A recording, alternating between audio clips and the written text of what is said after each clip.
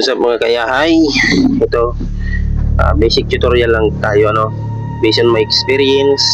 Kung professional na kayong mekaniko, skip nyo na itong video ko. Ito lang is pakita ko lang sa inyo kung paano mag-adjust natin itong ating clutch, no? Kasi may tutorial kung paano daw mag-adjust, no? Ito guys, tama naman itong nasa tamang posisyon ito, no?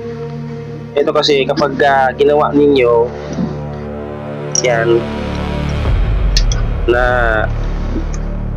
linuwagan nyo ito yan, tapos pina-atras nyo natural, maglulusin yung ating clutch, no? Mawawala tayo sa tamang timing ng ating clutch. Pero kapag ginabantin nyo naman yan, bawasan niya ito at hugutin niyo yan, babante. Ayan, tataas yung ating clutch, no?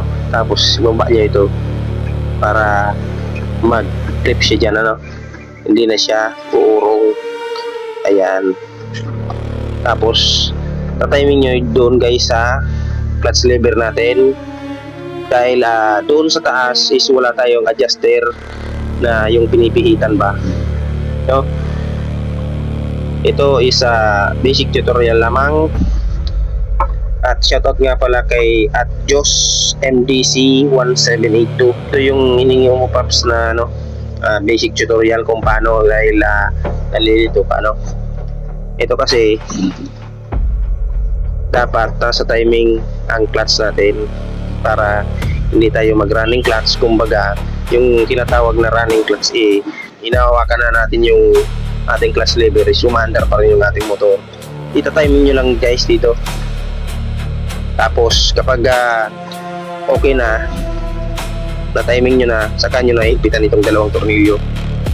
Magsasalubungan silang dalawa para maigpit siya dyan, ano? So yan, tignan natin kung nasa tama na siyang posisyon, ano? So ito na guys yung ating sinasabi ko sa inyo na wala tayong adjuster dito. Yan, walang adjuster. So karamihan sa ito is ganito, walang mga adjuster dyan. So yan, try natin lapit, para makita natin yung ating pag-adjust ng ating yan, try natin. So yan na guys, subukan natin na pandarin ni clutch. Kaya masyadong mababaw naman. So kailangan natin tansyahin doon sa baba, yung pinakita ko sa inyo kanina, na dapat nandito lang yan, hindi ganito, no? Dapat mga ganito lang ang tamang bitaw. So yan, subukan ulit natin, subukan.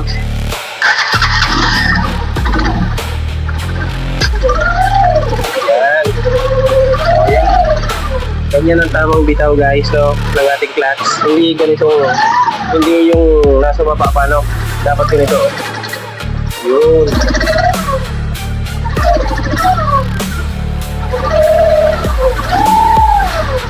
Dapat ganun guys yung ating bitaw sa ating clutch.